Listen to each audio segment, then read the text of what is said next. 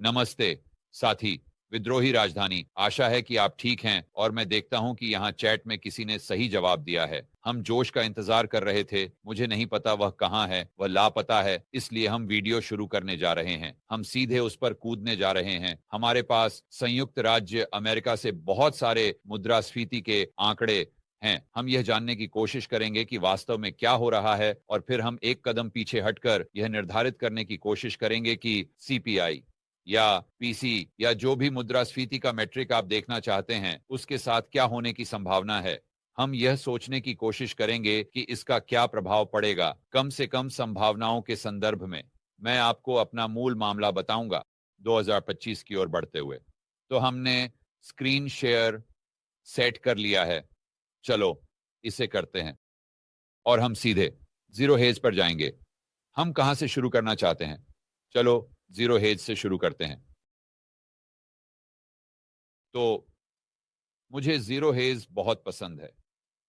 खैर, मुझे लगता है कि वे शानदार हैं और वहां के लोग महान हैं, लेकिन आपको यह समझना होगा कि उनके पास मुद्रास्फीति के प्रति एक बड़ा पूर्वाग्रह है।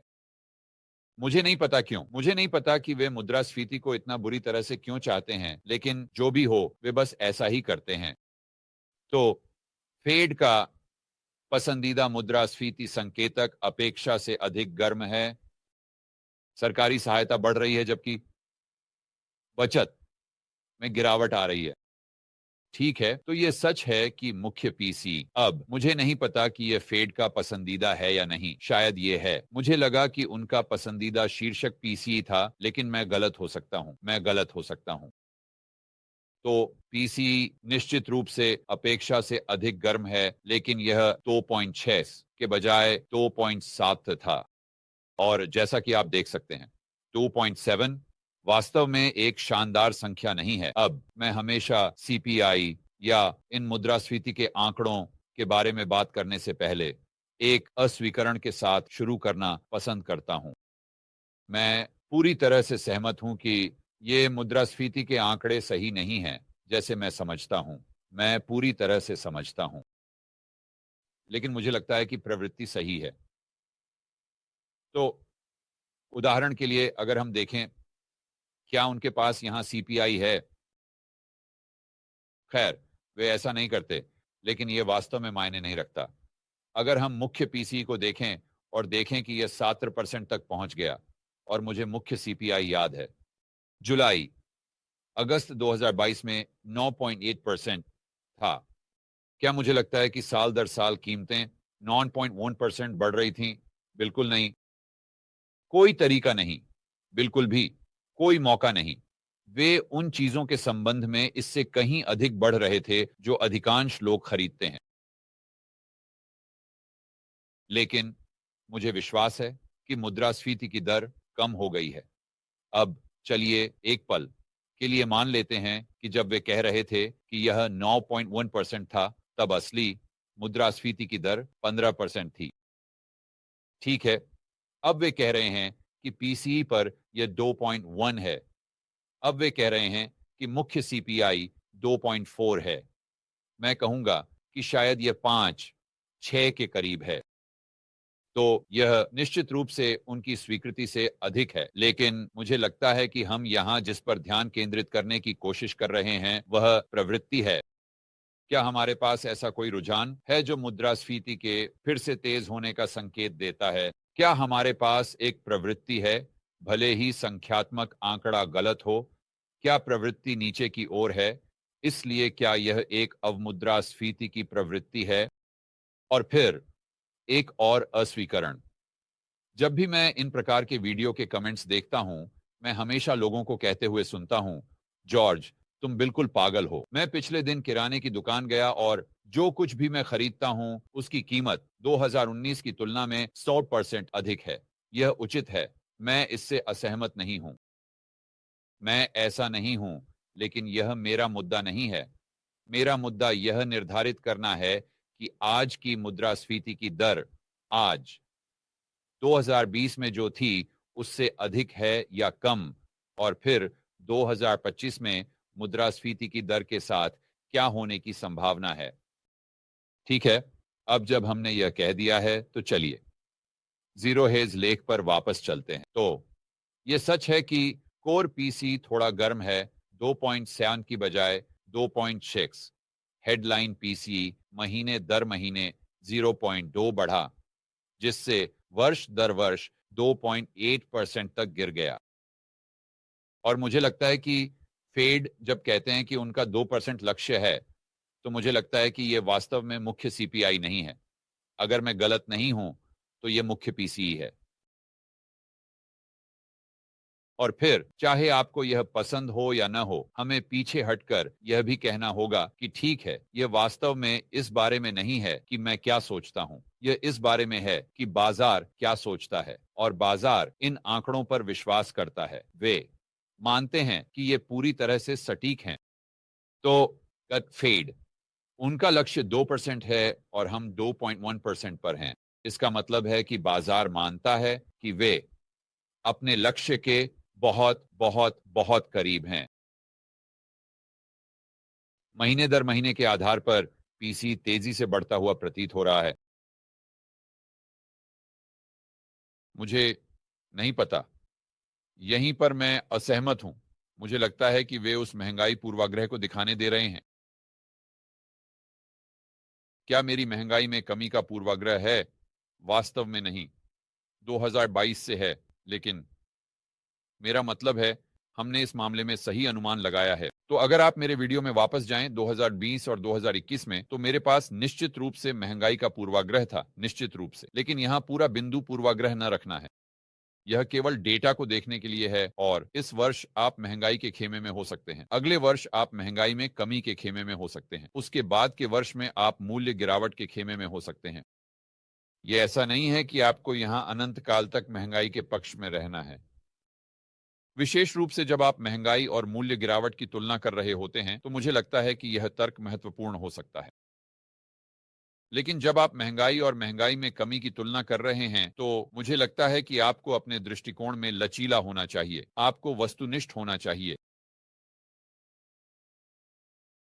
और मैं यह कहता हूं कि महंगाई और मूल्य गिरावट के मामले में यह थोड़ा अलग है, क्योंकि अगर आप पीछे जाकर महान मंदी के बाद देखें, तो संयुक्त राज्य अमेरिका में वास्तव में मूल्य गिरावट होना अत्यंत दुर्लभ है, यहां तक कि उनके मुख्य आंकड़े के आधार पर भी।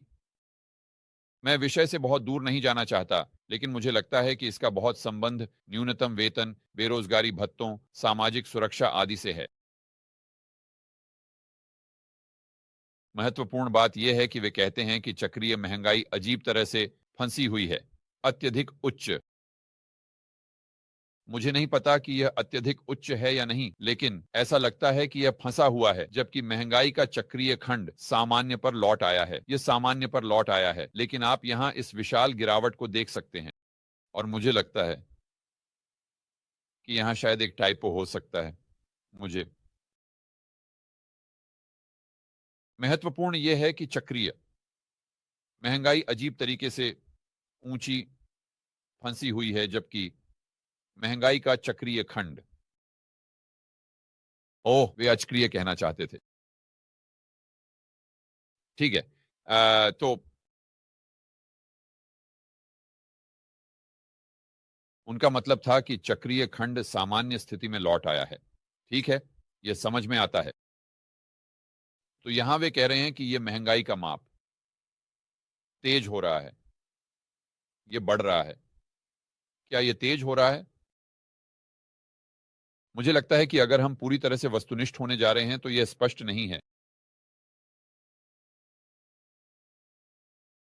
और जैसा कि आप कल्पना कर सकते हैं, वे निष्कर्ष निकालते हैं कि आप जानते हैं, सरकारी नौकरियों और सरकारी वेतन में वृद्धि हुई है और यह कुछ हद तक संख्याओं को कृत्रिम रूप से ऊंचा कर रहा है। मैंने वास्तव में स्नाइडर का एक वीडियो कल रात देखा।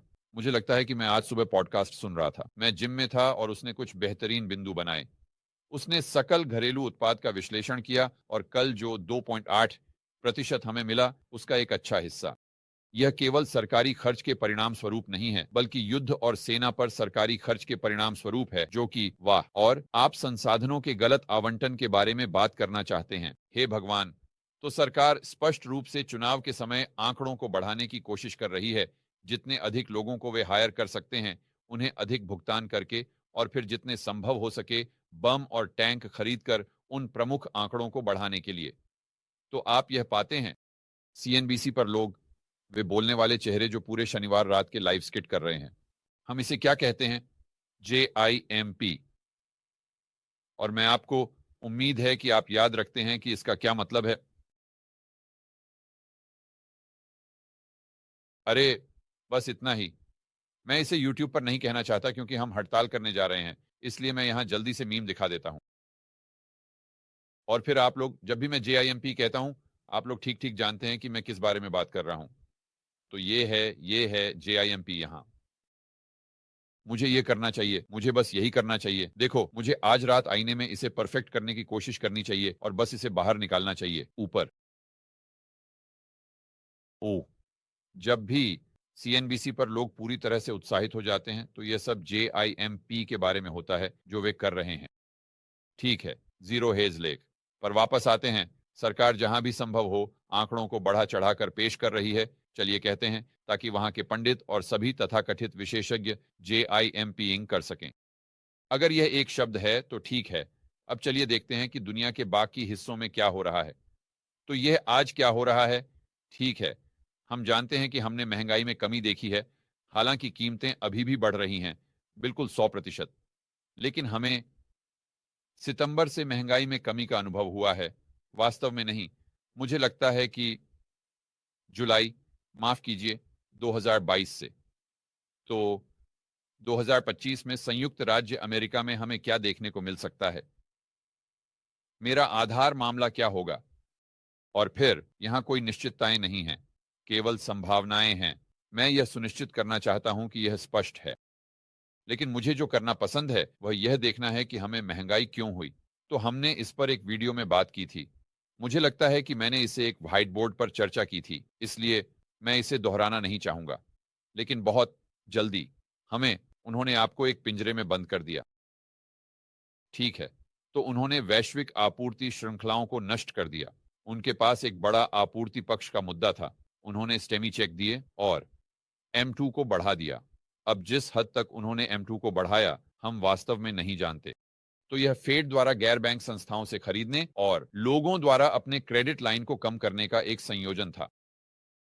लेकिन मुझे लगता है कि अगर हम केंद्रीय योजनाकारों पर ध्यान केंद्रित करना चाहते हैं, तो उन्होंने जो खर्च किया वह स्टेमिस के संदर्भ में कम वेग वाले पैसे को उच्च वेग वाले पैसे में बदलने का काम किया। भले ही फेड के परिणाम स्वरूप M2 में कोई बड़ा वृद्धि न हुई हो, और इसे उन लोगों को दिया जिन्होंने खर्च करने की उच्च प्रवृत्ति दिखाई।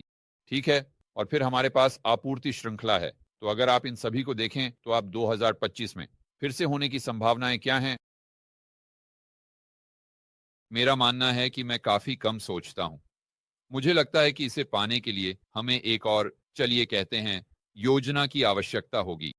मैं उस शब्द को YouTube पर भी नहीं कह सकता। आप लोग जानते हैं कि मैं किस बारे में बात कर रहा हूं। हमें एक और योजना की आवश्यकता होगी। हम इसे क्लॉस योजना कहेंगे। हमें 2025 में सभी को एक पिंजरे में बंद करने के लिए वहां एक और क्लॉस योजना की आवश्यकता होगी जो कठपुतली की तरह काम करे। और फिर हमें यह भी देखना होगा कि सरकारी खर्च बम गिराने के बजाय स्टेमिस पर अधिक ध्यान केंद्रित करे, क्योंकि बम गिरने से वास्तव में कोई फर्क नहीं पड़ता। आप जानते हैं, अगर आपके पास जेलेंस्की के लिए 100 बिलियन जा रहे हैं, तो शायद यह उसके पनामाई बैंक खाते में जा रहा है। यह संयुक्त राज्य अमेरिका में यहां प्रसारित नहीं होने वाला है, इसलिए यह संभवतः गति को बहुत अधिक नहीं बढ़ाएगा। तो फिर आपके पास M2 है, और मैं यहां तक कि तो A अभी फेड QT कर रहा है। तो ये M2 पर एक बोझ होगा। और फिर आपके पास बैंक हैं जिनका बैंक क्रेडिट लगभग स्थिर है। और मुझे नहीं पता कि आप M2 में वृद्धि कैसे प्राप्त कर सकते हैं, जो 2021 और 2022 में देखी गई महंगाई के प्रकारों की ओर ले जा सकती है, बिना बैंकों के सहयोग के। दूसरे शब्दों में, बिना बैंकों के मुद्रा इकाइयां बनाने के, क्योंकि अंततः वे ही हैं जो वास्तव में धन की आपूर्ति पर नियंत्रण रखते हैं। ठीक है, तो ये कहने के बाद मैं जो करना पसंद करता हूं वह यह है कि मैं दुनिया के चारों ओर देखता हूं और पूछता हूं, यूके में महंगाई क्या कर रही है, चीन में ये क्या कर रही है, कनाडा में ये क्या कर रही है, यूरोप में ये क्या कर रही है, क्योंकि आमतौर पर मेरा मतलब है अगर आप 1970 के दशक में वापस जाएं तो आप देखेंगे कि संयुक्त राज्य अमेरिका और चलिए अन्य विकसित अर्थव्यवस्थाओं के बीच बहुत कम भिन्नता है। आप जापान को एक अलग उदाहरण के रूप में शामिल कर सकते हैं, लेकिन दिखाऊं तो यहां है। खैर चलिए संयुक्त राज्य अमेरिका से शुरू करते हैं। तो संयुक्त राज्य अमेरिका, और मैंने आपके लिए सेब की तुलना सेब से करने की कोशिश की है, लेकिन इन चार्टों के साथ ये थोड़ा कठिन है। चलिए हम 1990 पर ध्यान केंद्रित करने की कोशिश करते हैं, क्योंकि यही वह जगह है जहां हम यूके के साथ शुरू करते हैं। मुझे लगता है कि यूरोप में यह थोड़ा बाद का समय है। तो 1990, चलो रुझानों की तलाश करते हैं। हम देख सकते हैं कि महंगाई अपेक्षाकृत उच्च थी, ये घटती है और फिर हमारे पास अवमहंगाई होती है। ठीक है, विडंबना यह है कि जीएफसी से ठीक पहले यह थोड़ी बढ़ती है और फिर जीएफसी इसे रोक देता है और फिर हमारे पास और अवमहंगाई होती है जब तक कि हम सर्वासस बीमारी तक नहीं पहुंचते। ठीक है, यह संयुक्त राज्य अमेरिका है। तो चलिए देखते हैं कि यूरोप में क्या हुआ। हम लगभग 1990 में वापस जाते हैं और यह बिल्कुल वही है। मेरा मतलब है यह बहुत निकटता से नहीं है, लेकिन यह बहुत बहुत समान है। आप यहां एक विशाल भिन्नता नहीं देखते हैं जहां हम उस अवमूल्यन को देखते हैं जो हमने संयुक्त राज्य अमेरिका में देखा। हम देखते हैं कि जीएफसी से ठीक पहले महंगाई में एक उछाल आया और फिर हम देखते हैं कि महंगाई इतनी कम हो गई कि ऐसा लग रहा था जैसे वास्तव में उनके पास अवस्फीति थी 2010 के मध्य में। और फिर हम सर्वासस बीमारी के दौरान इस बड़े उछाल को देखते हैं। यूके पे नजर डालते हैं। पंच लाइन बिल्कुल वही चीज। हो सकता है कि आपके पास यहां थोड़ा सा अपवाद हो। मुझे नहीं पता कि क्या आपके पास जीएफसी के बाद यूके की तरह एक बड़ा उछाल था, लेकिन आप इस अवमूल्यन को देख सकते हैं। आप जीएफसी से पहले के उछाल को देख सकते हैं। आप इसे लगभग अवस्फीति के रूप में देखते हैं और फिर सर्वासस बीमारी के दौरान बड़ा उछाल लगभग बिल्कुल। और अगर हम अन्य विकसित अर्थव्यवस्थाओं के चार्ट खींचते हैं तो मैं शर्त लगाने के लिए तैयार हूं कि आप कुछ बहुत बहुत समान देखेंगे। मैं ऑस्ट्रेलिया की बात कर रहा हूं, मैं कनाडा की बात कर रहा हूं। तो मैं जो करना चाहूंगा वह है उस विश्लेषण के अलावा जो हमने थोड़ी देर पहले किया था कि महंगाई का कारण क्या था। तो 21,2022, चलिए देखते हैं क्या हो रहा है जब हम यूके में महंगाई दर को उदाहरण के रूप में देखते हैं। यूके की महंगाई, अब यह 16 अक्टूबर से था, इसलिए मुझे नहीं पता कि उनके पास इससे नया डेटा है या नहीं, लेकिन यह इतना पुराना नहीं है। यूके में महंगाई तेजी से गिरकर 1.7% पर आ गई है। बैंक ऑफ इंग्लैंड के लक्ष्य से 3 साल में पहली बार है। तो वे वर्तमान में बैंक ऑफ इंग्लैंड के लक्ष्य से नीचे हैं, कम से कम 16 अक्टूबर के अनुसार। अब क्या यह संभवतः महंगाई दर को कम आंकता है? हाँ, लेकिन फिर से हम रुझान की तलाश कर रहे हैं और हम उन संख्याओं की तलाश कर रहे हैं जो केंद्रीय बैंक और समग्र बाजार के निर्णय लेने की प्रक्रिया में भूमिका निभाएंगी। अगर हम यूरोजोन आदि को भी देखें तो चलिए देखते हैं। आइए जर्मनी की महंगाई पर नजर डालते हैं।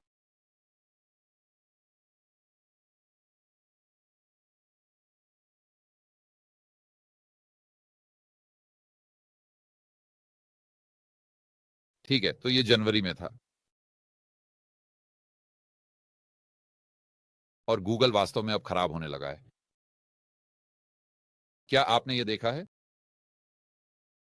मुझे नहीं पता कि क्या उनकी एआई की ओर बढ़ने से उनके बाकी व्यवसाय पर असर पड़ रहा है। लेकिन इसे देखो, यह गूगल है। जर्मन महंगाई वर्तमान वर्तमान गूगल 31 जनवरी, 1 जुलाई, 29 मई। मेरा मतलब है हमारे पास यहां 2023 के दिसंबर से कुछ जानकारी है।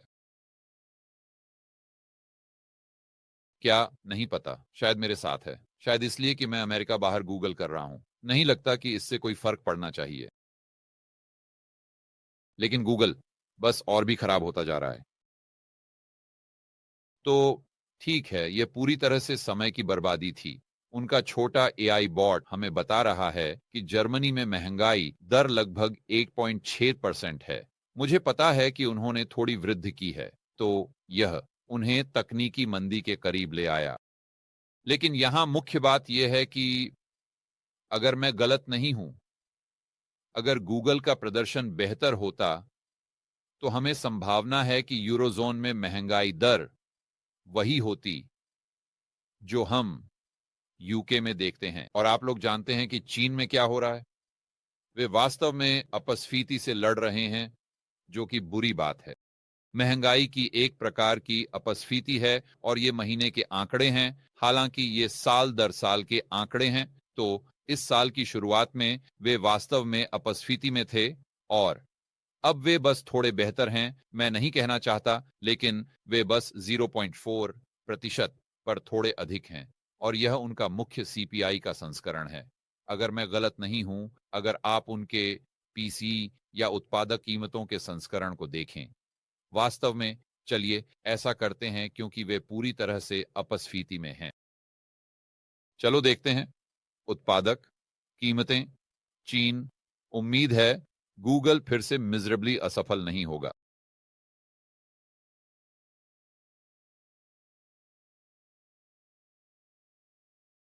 हाँ, वे नीचे जा रहे हैं। ये वास्तव में मुझे ये नहीं बताता कि मैं क्या, बस यह है कि वे नीचे जा रहे हैं। ठीक है, क्या यह शायद प्रतिशत परिवर्तन है? वहां हम जा रहे हैं। ठीक है, तो प्रतिशत परिवर्तन आप देख सकते हैं कि उत्पादक कीमतें वास्तव में घट रही हैं। दूसरे शब्दों में अवस्फीति। तो चीन दुनिया की दूसरी सबसे बड़ी अर्थव्यवस्था है। माफ कीजिए, आपके पास यूरोजोन है। आपके पास सभी विकसित अर्थव्यवस्थाएं हैं जहां उनकी मुख्य मुद्रास्फीति की संख्या वास्तव में उनके केंद्रीय बैंक के लक्ष्य से नीचे है। 2010 के दशक के दौरान जो हमने देखा उसके बहुत समान। याद है जब वे मुद्रास्फीति को बढ़ाने की कोशिश कर रहे थे, वे वास्तव में अवस्फीति को लेकर चिंतित थे और वे अपनी मुद्रास्फीति दरों को 2% के लक्ष्य तक लाने की कोशिश कर रहे हैं। तो फिर आपको खुद से पूछना होगा, ठीक है, अगर वैश्विक अर्थव्यवस्था बहुत आपस में जुड़ी हुई है, तो स्नाइडर हमेशा कहते हैं कि यह वैश्विक रूप से समन्वित है। यही शब्दावली वह उपयोग करते हैं। यदि सभी अन्य विकसित अर्थव्यवस्थाएं ऐसा कर रही हैं और चीन ऐसा कर रहा है, तो संयुक्त राज्य अमेरिका ऐसा करने की कितनी संभावना है? विशेष रूप से इस तथ्य के साथ मिलाकर कि मुझे विश्वास है कि 2025 में हमारे पास 2020 और 2021 में देखी गई मुद्रास्फीति की तेजी के समान उत्प्रेरक होने की संभावना कम है। तो यहां मुख्य बात यह है कि अगर आप मेरा आधार मामला जानना चाहते हैं, तो यह है कि हम जारी रखते हैं कि हम यूरोजोन, यूके और अन्य विकसित अर्थव्यवस्थाओं का अनुसरण करते हैं। हम ये देखते रहेंगे कि मुख्य सीपीआई नीचे जा रहा है और ये शायद 2% से नीचे जाएगा। और फिर जो होने की संभावना है वह यह है कि आपके पास एक कठिन लैंडिंग या मौद्रिक, एक वित्तीय, जो भी आप इसे कहना चाहते हैं, के लिए सरकार की प्रतिक्रिया होगी, जो फिर से उस चीज के अधिक समान होगी जो हमने देखा। और यह हमें उपभोक्ता कीमतों की एक नई लहर की ओर ले जाएगी, जो 1940 के दशक में हमने जो देखा उससे बहुत मिलती जुलती होगी। लेकिन हम उस बिंदु पर पहुंचने से पहले मुझे लगता है कि हम और अधिक अवस्फीति का सामना करने जा रहे हैं, जिसका अर्थ है कि मेरी राय में मुख्य सीपीआई संख्या 2025 में 2% से नीचे जाने की संभावना है। अब मैं आपको यहां एक चेतावनी देना चाहता हूं। कुछ भी सीधी रेखा में नहीं होता और यह एक सबक है मुझे पिछले 2 या 3 महीनों में मुश्किल से सीखना पड़ा है। मैं किस बारे में बात कर रहा हूं, तो बस दोस्त ब्रेंट जॉनसन के साथ हुई मेरी इंटरव्यू पर वापस जाएं और 2007-2008 को एक उदाहरण के रूप में शोध करते समय आप हमेशा नहीं, लेकिन अक्सर सीपीआई को बढ़ते हुए देखते हैं, इससे पहले कि आपको गिरावट का सामना करना पड़े। उदाहरण के लिए, जब उन्होंने 2007 में दरें घटाना शुरू किया, तो यह विडंबना है कि 18 सितंबर 2007 को सीपीआई लगभग 3.5% के आसपास था और आप अगस्त 2008 में आगे बढ़ते हैं और सीपीआई 5.6 तक बढ़ गया था। 5.6, इस हद तक कि हर कोई मुद्रास्फीति को लेकर चिंतित था और फिर सब कुछ गिर जाता है। आपको वाइल ई कोयोटे का पल मिलता है, गीला और जंगली, बस ऐसे ही, और एक साल के भीतर आप नकारात्मक 2% पर होते हैं। 2% की अवस्फीति है और ब्याज दरें फेड फंड्स पर 0% हैं। जब अगस्त में वे वर्ष के अंत में ब्याज दरों को बढ़ाने की संभावना के बारे में बात कर रहे थे, वे का मतलब बाजार है। मैं वॉल स्ट्रीट जर्नल का उपयोग एक प्रॉक्सी के रूप में कर रहा हूं। तो अब से अगले 3-6 महीनों में कौन जानता है, क्या मुख्य सीपीआई बढ़ सकता है। बिल्कुल, मैं इसे एक सिक्का उछालने जैसा मानूंगा। लेकिन अगर मैं 12 महीने आगे बढ़ रहा हूं, तो मेरी, आप जानते हैं, क्या संभावनाएं हैं। मुझे लगता है कि संभावना है कि हम अगले 12 महीनों में सीपीआई को या कम से कम किसी बिंदु पर 2% के निशान के नीचे देखेंगे।